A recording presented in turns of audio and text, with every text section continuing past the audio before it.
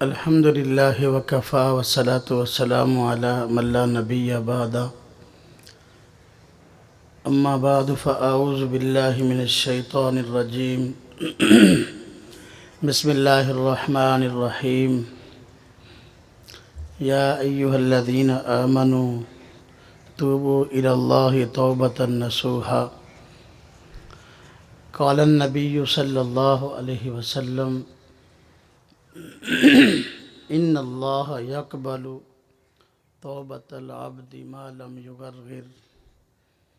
آمنت باللہ صدق اللہ العظیم وصدق رسولہ النبی الکریم ونحن علی ذلک من الشاہدین والشاکرین والحمد للہ رب العالمین. واجب الاحترام بھائیوں اور دوستوں، مسلک اہل سنت والجماعت سے تعلق رکھنے والے غیور نوجوان دوستوں اور عزیزوں، اللہ رب العزت نے ہم سب کو اپنی اطاعت اور فرما برداری کے لیے پیدا کیا ہے. اللہ رب العزت کی مرضی یہ ہے کہ اس دنیا میں ہم وہی کام کریں جو اللہ رب العزت کی رضا کا ذریعہ ہیں. اللہ کی نافرمانی اللہ تبارک و تعالیٰ کو پسند نہیں ہے، اور اللہ کی نافرمانی اللہ رب العزت کے غضب اور غصہ کو دعوت دینے والی ہے،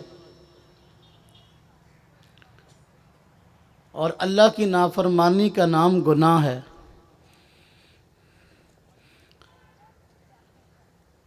قانون تو یہ ہے کہ جو آدمی گناہ کرے اس کو اپنے اس کیے کا بدلہ ضرور ملے، لیکن رب تعالیٰ کا فضل یہ ہے گناہ کرنے کے باوجود اللہ تبارک و تعالیٰ نے کئی اسباب انسان کی مغفرت اور معافی کے پیدا فرما دیے ہیں.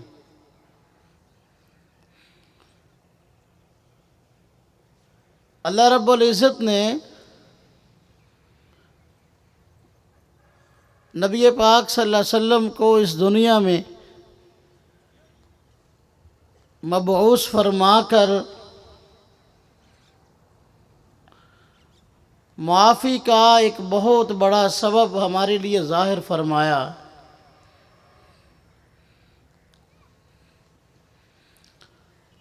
نبی پاک صلی اللہ علیہ وسلم نے ارشاد فرمایا کہ جب انسان گناہ کرتا ہے کہ اس کے دل پہ ایک سیاہ نقطہ لگ جاتا ہے، دوسرا گناہ کرتا ہے تو پھر سیاہ نقطہ لگ جاتا ہے. اگر مسلسل گناہ کرتا رہے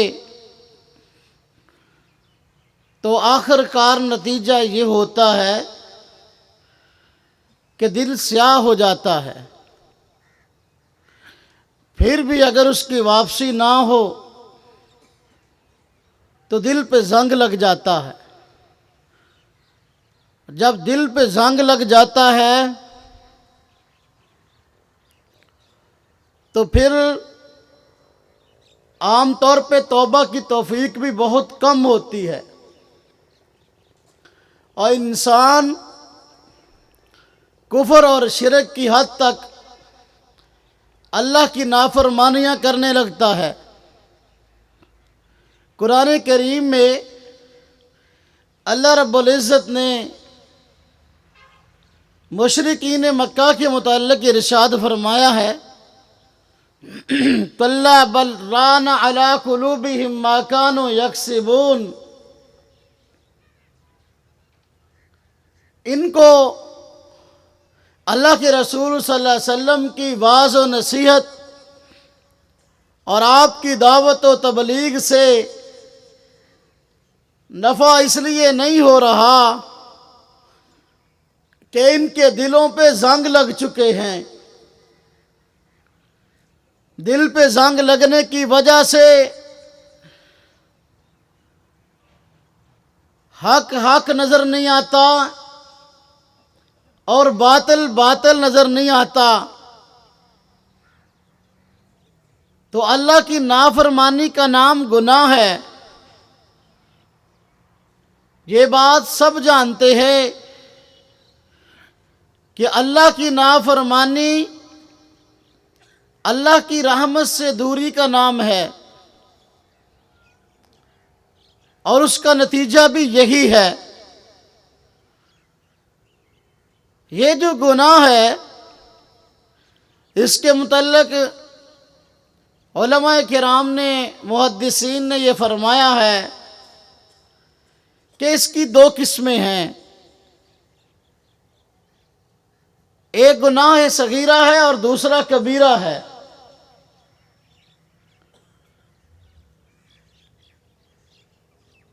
صغیرہ اور کبیرہ کی یہ تقسیم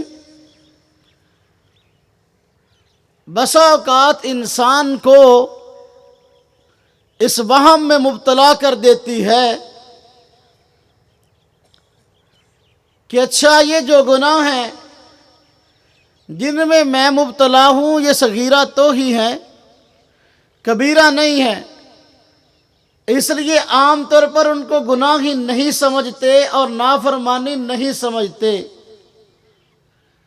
حالانکہ بات یہ ہے جو آدمی گناہ کرتا ہے اگر وہ چھوٹے گناہ کرے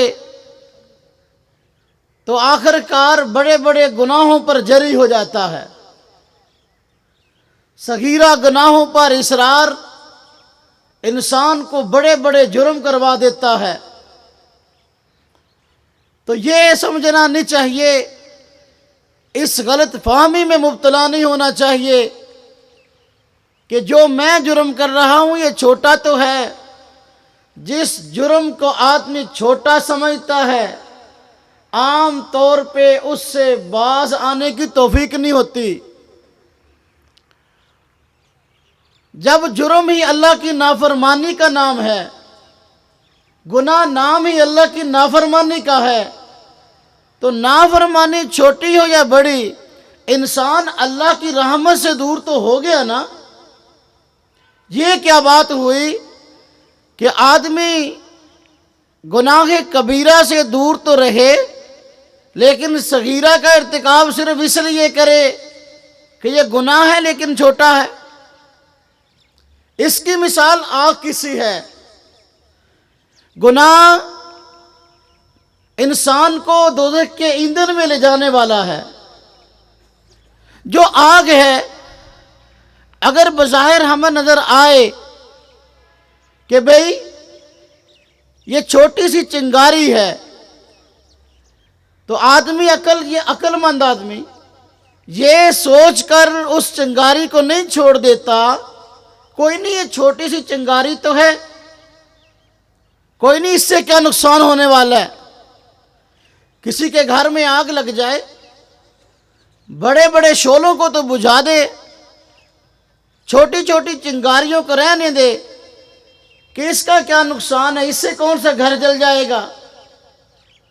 جو ایسی عقل کا مظاہرہ کرے کہ چھوٹے گناہوں پر توجہ نہ دے، چھوٹی چنگاری کو نہ بجھائے، بڑے بڑے شعلوں کو بجھا دے، نتیجہ یہ ہوگا کہ وہی چھوٹی چھوٹی چنگاریاں آخر کار بڑا شعلہ بن کر پورے گھر کو راکھ کر دیں گی۔ عقل مند کی عقل کا تقاضا یہ ہے کہ وہ چھوٹے گناہ کو بھی اپنے نامہ اعمال میں رہنے نہ دے، بڑے گناہ کو بھی نامہ اعمال میں رہنے نہ دے۔ کسی کے گھر میں سانپ برآمد ہو جائے، اس کے ساتھ اس کا بچہ بھی ہو، تو کوئی عقل مند یہ نہیں کرتا کہ بڑے سانپ کو تو مار دے اور کہے جو چھوٹا ہے یہ تو معصوم سا ہے، اس کو مار کے کیا کرنا ہے، اس کو چھوڑ دیتے ہیں۔ نتیجہ کیا ہوگا؟ اگر اس چھوٹے سانپ کو یعنی سانپ کے بچے کو چھوڑ دیں گے، آخر کار وہی بڑا ہو کر اس کو ڈس لے گا۔ تو صغیرہ گناہ کو اس لیے اپنے نامہ اعمال میں چھوڑے رکھنا کہ یہ چھوٹا ہی ہے، کوئی مسئلہ نہیں ہے، آخر کار یہی بڑا بن جائے گا۔ گناہ اللہ کی نافرمانی کا نام ہے۔ اللہ گناہگار کو پسند نہیں کرتے، ہاں اس گناہگار کو پسند کرتے ہیں جس سے بھولے سے گناہ ہو جائے لیکن توبہ کر لے۔ گناہ یہ انسان سے ہو جاتا ہے۔ رب تعالیٰ رحیم اور کریم ذات ہے، ان کو ہماری نیکیوں کی ضرورت نہیں ہے، ہمارے نماز روزے کی ضرورت نہیں ہے، لیکن رب تعالیٰ رحیم و کریم ہے۔ قانون تو ان کا یہ تھا کہ جو گناہ کرے اس کو اس گناہ کی سزا ملے، لیکن رب تعالیٰ نے کرم فرماتے ہوئے، ہم سب پہ احسان فرماتے ہوئے مغفرت کے کئی اسباب پیدا کر دیے۔ ان اسباب میں سے ایک سبب کا نام توبہ ہے۔ جب آدمی گناہ کر لے اس کو مایوس ہونے کی ضرورت نہیں ہے، اگر وہ اللہ کے آگے توبہ استغفار کر لے، اللہ رب العزت اس کے گناہوں کو مٹا دیتے ہیں۔ رب تعالیٰ کی خاص توفیق ہے۔ جس طرح دنیا میں کوئی بھی انسان سے کوئی الٹ کام ہو جائے تو پھر سوچتے ہیں بھئی اس کا حل کیا ہے، دوستوں سے مشورے کرتے ہیں، بڑے لوگوں سے مشورے کرتے ہیں کہ بھئی اب یہ کام ہو گیا، اب اس سے نکلنے کا کوئی راستہ ہو۔ گناہ اللہ کی نافرمانی ہے، اس سے نکلنے کا راستہ توبہ ہے۔ رب تعالیٰ نے بتایا کہ بھئی جو گناہ کر لے، گناہ کرنے کے بعد توبہ کر لے، رب تعالیٰ اس کے گناہ کو معاف کر دیتے ہیں۔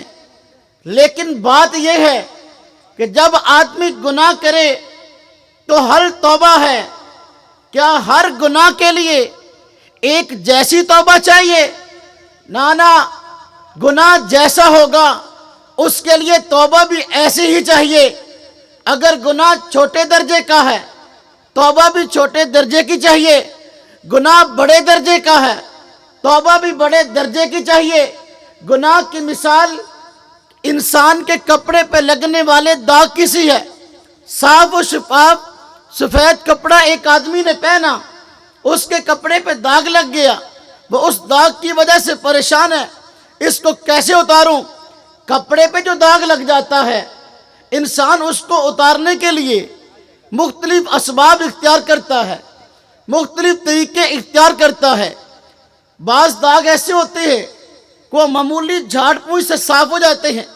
آپ گلی اور بازار میں سے گزر رہے تھے، آپ کے کپڑوں پہ مٹی پڑ گئی، دھول پڑ گئی، آپ نے دیکھا سفید کپڑے ہیں، ان کے اوپر دھول پڑی ہے، آپ نے کپڑے کو جھاڑا، دھول دور ہو گئی، کپڑا دوبارہ صاف و شفاف ہو گیا۔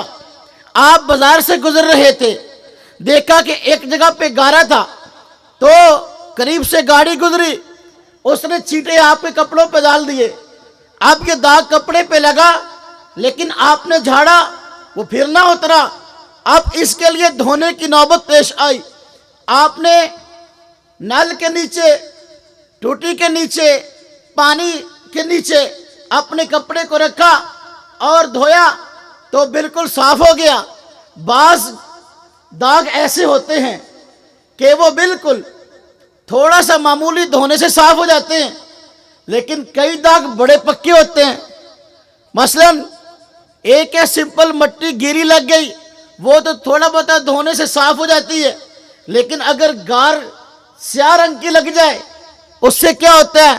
عام طور پر محض دھونے سے ملنے سے داغ اترتا نہیں ہے، اس کے لیے صابن کی ضرورت پڑتی ہے۔ صابن لگاتے ہیں، ملتے ہیں، اس کے بعد داغ اتر جاتا ہے۔ کئی داغ ایسے بھی ہوتے ہیں صابن بھی استعمال کر لیں وہ پھر بھی نہیں اترتے، ان کے لیے کوئی اور ہیلا استعمال کرنا پڑتا ہے۔ آپ کے کپڑوں پہ چائے گر جائے، چائے اگر تھوڑی سی پرانی ہو جائے کپڑے پہ گری ہوئی، عام طور پر صابن سے نہیں اترتی، تو پھر کیا کرتے ہیں؟ کہتے ہیں بھائی کہ اور ہیلا اختیار کرو اس داغ کو اتارنے کے لیے، مثلا اس کے لیے بلیچ استعمال کر لو، اس کے لیے لیکو استعمال کر لو، میٹھا سوڈا استعمال کر لو۔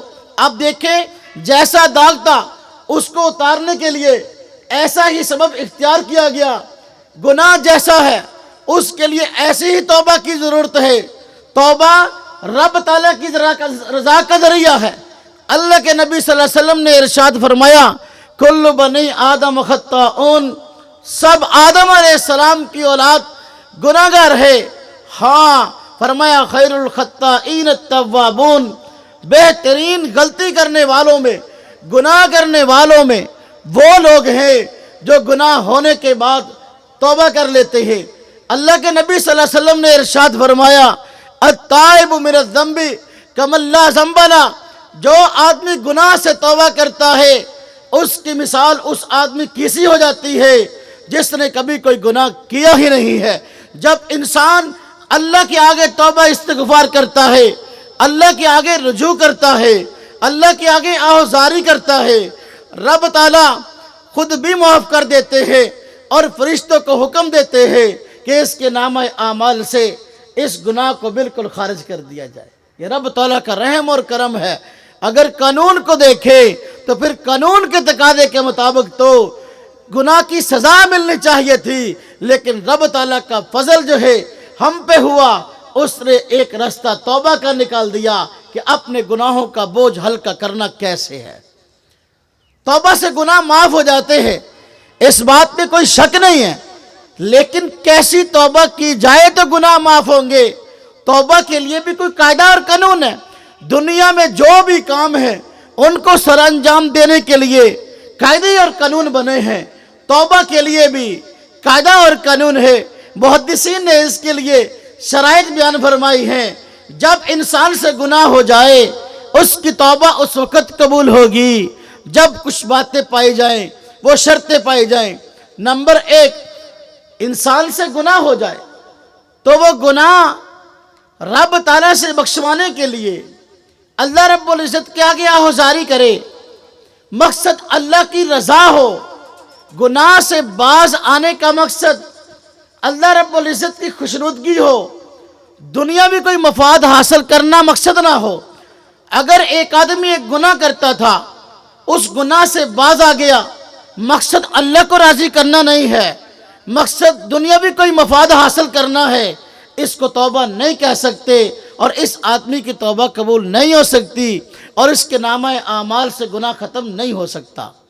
نمبر 2، توبہ قبول ہونے کے لیے دوسری شرط یہ ہے جس آدمی سے گناہ ہو جائے اس کے لیے ضروری ہے کہ وہ کام جو اس سے اللہ کی مرضی کے خلاف ہو گیا ہے اس کو برا سمجھے اور اس پر شرمندہ ہو کہ اللہ مجھ سے جو گناہ ہوا میں اس پہ شرمندہ ہوں اور مجھے یہ نہیں کرنا چاہیے تھا، اور تیری خالقیت کا تقاضا یہ تھا میں تیری نافرمانی نہ کرتا، لیکن اے اللہ اپنی طبیعت کے ہاتھوں مجبور، اپنے نفس کے ہاتھوں مجبور یہ کام کر بیٹھا ہوں، اس پہ نہایت شرمندہ ہوں۔ اللہ رب العزت ایسے آدمی کی توبہ قبول کر لیتے ہیں۔ جو گناہ تو کرے توبہ کے الفاظ بھی کہے لیکن شرمندہ نہ ہو، اس آدمی کی توبہ قبول نہیں ہوتی۔ نمبر 3، جو آدمی گناہ کرتا ہے گناہ سے معافی تب ملتی ہے جب آدمی عملاً اس کام کو چھوڑ دے۔ ایک آدمی ہے گناہ کو کر رہا ہے اور توبہ کے الفاظ بھی کہہ رہا ہے لیکن عملاً اس کو چھوڑتا ہی نہیں ہے، گناہ بھی کرتا رہتا ہے، توبہ کے الفاظ بھی کہتا رہتا ہے۔ یہ محض الفاظ کہنے ہیں، حقیقت میں توبہ نہیں ہے۔ حقیقت میں توبہ تب کہیں گے جب عملاً اس گناہ کو چھوڑ دے اور ساتھ اللہ رب العزت سے اس کی معافی چاہے۔ نمبر 4، جب انسان اس سے گناہ ہو گیا اس کے لیے ضروری ہے کہ اس گناہ سے جس نے جو گناہ کیا ہے اس گناہ سے توبہ کرنے کے لیے ضروری ہے کہ آئندہ اس گناہ کو نہ کرنے کا عزم کرے کہ اے اللہ اب تو جو مجھ سے ہو گیا سو ہو گیا، لیکن آئندہ میں کبھی اس کے قریب نہیں آؤں گا۔ اور عزم کہتے ہیں پختہ ارادے کو، پختہ ارادہ کر لے کہ اللہ مجھ سے جو نافرمانی ہوئی، گناہ ہوا، اے اللہ آئندہ میں کبھی اس کے قریب نہیں جاؤں گا۔ توبہ کرتے وقت یہ چیز ضروری ہے۔ اگر توبہ کرتے ہوئے یہ نہیں تھا ذہن میں، بلکہ یہ تھا گناہ ہو گیا توبہ کر لیتا ہوں، پھر گناہ ہوگا پھر توبہ کر لوں گا، تو یعنی ارادہ پہلے یہ کہ پھر اور کرنا ہے، ایسے آدمی کی توبہ قبول نہیں ہوتی۔ پانچویں شرط محدثین نے یہ لکھی ہے کہ اس آدمی کی توبہ قبول ہوتی ہے جو آدمی گناہ کرے، اللہ سے معافی چاہے، لیکن اس کا ابھی حالت نزع والا موقع نہ آیا ہو۔ یعنی توبہ کب تک قبول ہے؟ جب تک موت کے آثار ظاہر نہیں ہوئے، اس سے پہلے پہلے توبہ کر لے گا تو قبول ہے۔ اگر اس وقت توبہ نہیں کی، موت کے آثار ظاہر ہو گئے اور غرغرہ کی کیفیت پیدا ہو گئی، اب توبہ قبول نہیں ہے۔ اللہ کے نبی صلی اللہ علیہ وسلم نے ارشاد فرمایا، ان اللہ یقبل توبۃ العبد ما لم یغرغر، اللہ رب العزت بندے کی توبہ قبول کرتے ہیں اس وقت تک جب تک کہ غرغرہ کی کیفیت طاری نہ ہو۔ اگر سانس نکلنے کے آثار ظاہر ہو گئے، نزع کی کیفیت طاری ہو گئی، اب گناہ کا کوئی معاملہ معافی کا نہیں ہو سکتا۔ آپ جانتے ہیں فرعون موسیٰ علیہ السلام کا دشمن تھا۔ موسیٰ علیہ السلام اپنے ماننے والوں کو لے کر دریا کو پار کر گئے۔ فرعون اپنی فوج کو لے کے آیا، رستے کھلے دیکھے کہ دیکھو دریا ہے، رستے بنے ہیں۔ اپنی فوج کو کہا چلو تم بھی دریا کے اندر کودو اور ان کا تعاقب کرو، لیکن دیکھتے ہی دیکھتے دریا کا پانی آپس میں مل گیا اور فرعون بھی غرق ہو گیا اور اس کے ماننے والے بھی غرق ہو گئے۔ جب فرعون غرق ہونے لگا، نیچے جا رہا تھا، پانی اس کے ہر عضو میں داخل ہو رہا تھا اور وہ ڈوب رہا تھا۔ اب اس کو ندامت ہوئی، اب اس کو احساس ہوا، اب وہ کہنے لگا کہ میں موسیٰ کے رب پہ ایمان لے آیا۔ جب وہ یہ کلمات کہہ رہا تھا اور دل سے شرمندہ ہو رہا تھا، اس وقت فرشتے نے مٹی اٹھائی اس کے منہ میں ڈال دی کہ اب توبہ کا کوئی فائدہ نہیں۔ توبہ اس وقت قبول ہوتی ہے جب غرغرے کی کیفیت طاری نہ ہو اور گناہوں کی نحوست یہ انسان کی اپنی ذاتی مرتب ہوتی ہے، پورے معاشرے پر مرتب ہوتی ہے۔ بسا اوقات جب انسان کثرت سے گناہ کرتے ہیں، رب تعالیٰ کی رحمتیں رک جاتی ہیں۔ دیکھیں اس سال بارشیں نہیں ہوئیں، جو بارانی علاقے ہیں جہاں پہ گندم وغیرہ یہ اللہ آپ کا بھلا کرے صرف و صرف بارش کی بنا پہ ہوتی ہے، وہاں ساری کی ساری گندم سوکھ گئی، کیڑے کھا گئے، بارشیں نہیں ہوئیں، کہاں چھا گیا؟ اس کی بڑی وجہ گناہوں کی کثرت ہے۔ گناہوں کی جب کثرت ہوتی ہے رب تعالیٰ کی طرف سے ایسا معاملہ ہوتا ہے۔ حضرت موسیٰ علیہ السلام کے زمانہ میں اسی طرح قحط آیا اور موسیٰ علیہ السلام کے ماننے والوں نے کہا، امتیوں نے کہا اللہ رب العزت سے دعا فرمائیں، اللہ بارش نازل کر دے، جانور بھوکے مر رہے ہیں، انسان پیاسے مر رہے ہیں، بارش کی بہت ضرورت ہے۔ موسیٰ علیہ السلام نے کہا ٹھیک ہے۔ 70,000 لوگ اپنے علاقہ سے نکلے، موسیٰ علیہ السلام کے ساتھ کھلے میدان میں آئے۔ کتاب التوابین علامہ ابن قدامہ المقدسی رحمۃ اللہ علیہ کتاب ہے، اس میں آپ نے فرمایا ہے 70,000 لوگ موسیٰ علیہ السلام کے ساتھ بارش مانگنے کے لیے نکلے۔ موسیٰ علیہ السلام دعا کروا رہے اور پیچھے لوگ آمین کہہ رہے، توبہ استغفار کر رہے، لیکن اللہ کے پیغمبر نے دعا بھی کی ہے، سب لوگوں نے آہوزاری بھی کی ہے، بارش نہیں ہوئی۔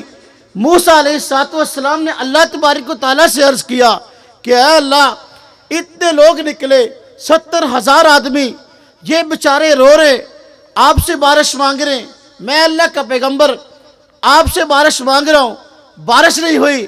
آپ نے فرمایا اس لیے کہ ان 70,000 لوگوں میں ایک آدمی ایسا ہے جو 40 سال سے گناہوں کی زندگی میں مبتلا ہے اور بڑی ڈٹائی سے گناہ کر رہا ہے اور ابھی بھی مجمع میں بیٹھا ہے، اس نے ابھی تک توبہ نہیں کی، اس وجہ سے بارش نہیں پڑی۔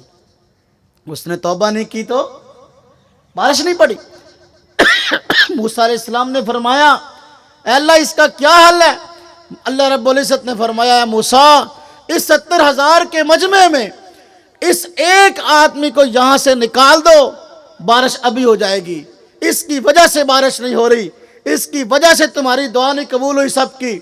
اب موسیٰ علیہ السلام نے فرمایا اے اللہ میری آواز اتنی بلند نہیں ہے، اتنا بڑا مجمع ہے، میں کیسے اعلان کروں، یہ اتنے لوگوں کو کیسے پیغام پہنچاؤں؟ اللہ رب العزت نے فرمایا کہ آواز دینا آپ کا کام ہے، پہنچا دینا میرا کام ہے۔ موسیٰ علیہ السلام کھڑے ہوئے اور لوگوں سے مخاطب ہو کر فرمایا کہ اے لوگوں سب قحط میں مبتلا ہو اور اللہ رب العزت سے بارش مانگ رہے ہو، توبہ کر رہے ہو، تم میں ایک آدمی ایسا ہے جس کی وجہ سے بارش نہیں ہو رہی، 40 سال ہو گئے وہ گناہوں کی زندگی میں مبتلا ہے اور ابھی بھی اس نے توبہ نہیں کی، ایسے ہی بیٹھا ہوا ہے۔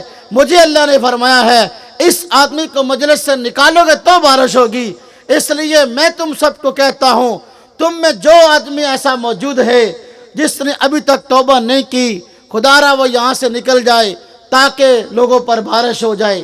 اب وہ آدمی جو بڑے مجمع میں بیٹھا تھا، 70,000 کے مجمع میں بیٹھا تھا، جب اس کے کان میں یہ بات پڑی فوراً جو ہے پریشان ہو گیا کہ دیکھو اتنی بڑی مخلوق یہاں جمع ہے، اتنی بڑی مخلوق کے سامنے مجھے نکل جانے کا حکم ہے، یہ اللہ کا کرم اور فضل ہوا۔ اللہ نے میرا نام نہیں بتایا، جو رب تعالیٰ اپنے پیغمبر کو یہ نشاندہی فرما سکتے ہیں کہ 70,000 کے مجمع میں یہ ایک آدمی ہے جس نے گناہوں سے ابھی توبہ نہیں کی، تو اس میرا نام کیوں نہیں بتا سکتے؟ رب تعالیٰ نے میرا پردہ رکھ لیا، میرا نام نہیں بتایا، اس لیے اس نے اپنی نظریں جھکائی، اپنی چادر کو اپنے سر پہ کیا اور اللہ رب العزت کے آگے نادم اور شرمندہ ہوا کہ اے اللہ 40 سال سے تیرے آگے میں اکڑا ہوا اور گناہوں کی زندگی میں مبتلا تھا اور تو نے میرا پردہ رکھا، اور آج جب موقع ہے کہ اتنے لوگ جمع ہیں، آپ کا حکم ہے کہ میں باہر جاؤں گا تو بارش ہوگی۔ اے اللہ 40 سال تک آپ نے میرا پردہ رکھا ہے، اگر آج آپ میرا پردہ نہیں رکھیں گے پوری دنیا کے سامنے ذلیل رسوا ہو جاؤں گا۔ میں آپ سے معافی مانگتا ہوں، گناہوں کی زندگی کو چھوڑتا ہوں، وعدہ کرتا ہوں آئندہ کبھی گناہ نہیں کروں گا۔ اور نادم اور شرمندہ ہوا، اپنے گناہ سے معافی چاہی، اسی وقت بارش آ گئی۔ اسی وقت جی موسیٰ علیہ السلام پریشان ہو گئے کہ اے اللہ 70,000 کا مجمع، میں نے اعلان بھی کر دیا کہ ایک آدمی ہے اس کی وجہ سے بارش نہیں ہو رہی، تو وہ جائے گا تو بارش ہوگی، گیا تو ایک آدمی بھی نہیں، بارش کیسے ہو گئی؟ آپ نے بھی فرمایا تھا کہ جائے گا تو بارش ہوگی۔ اللہ رب العزت نے فرمایا اے موسیٰ تم نہیں جانتے، میں جانتا ہوں کہ مجمع میں بیٹھا تھا، آج تک گناہوں پہ اکڑا ہوا تھا، لیکن اس نے ابھی میرے آگے شرمندہ ہو کر مجھ سے معافی مانگ لی ہے، میں نے اس کو معاف کر دیا ہے، اس لیے میں نے بارش نازل کر دی ہے۔ اب دیکھیں موسیٰ علیہ السلام نے فرمایا اے اللہ اچھا ایسے آدمی کو تو میں بھی دیکھنا چاہتا ہوں، وہ کون ہے 70,000 کے مجمع میں جس کی وجہ سے بارش رکی تھی، اب اس کی وجہ سے بارش ہو رہی ہے، اس کو تو میں دیکھنا چاہتا ہوں۔ اللہ رب العزت نے فرمایا نا موسیٰ، جب وہ اس حالت میں تھا کہ گناہوں سے لتڑا ہوا تھا تو اس وقت میں نے اس کا پتہ نہیں بتایا، تو اب اس کا پتہ کیسے بتا دوں؟ تو یہ ہے توبہ اور یہ ہے گناہ۔ رب تعالیٰ کو گناہ پسند نہیں ہے۔ سرحد کے ایک دوست ملے مجھے، فرمانے لگے کہ بارشیں پچھلے دنوں میں بڑی پریشانی تھی، تو ایک مسجد کے نمازیوں نے مشورہ کیا کہ صلاۃ الاستسقاء پڑھنی چاہیے، جو کہ اللہ رب العزت سے بارش مانگنے کے لیے نماز پڑھتے ہیں کھلے میدان میں۔ امام صاحب کو نماز کے وقت کہہ دیا امام صاحب آپ اعلان فرما دیں کہ صلاۃ الاستسقاء فلاں دن فلاں گراؤنڈ میں پڑھ لیں گے۔ امام صاحب نے فرمایا بعد میں اعلان کرتا ہوں۔ جیب سے پیسوں کی ایک تھیلی نکالی اور فرمایا کہ بھائی یہ پیسوں کی تھیلی ہے، یہ کس کی ہے، یہ مجھ سے آ کے وصول کر لے۔ اوزی نمازیوں میں سے کئی کھڑے ہو گئے، ایک کہنے لگا کہ یہ میری ہے، دوسرا کہنے لگا کہ یہ میری ہے، تیسرا کہنے لگا میری ہے۔ ہاتھا پائی پر نوبت آ گئی۔ امام صاحب نے فرمایا بارش جو نہیں ہو رہی اسی وجہ سے نہیں ہو رہی، تھیلی ایک ہے، تم اپنی بے ایمانی کا حال دیکھ لو، سب کہہ رہے ہو کہ یہ میری ہے میری ہے، بارش کیسے ہوگی؟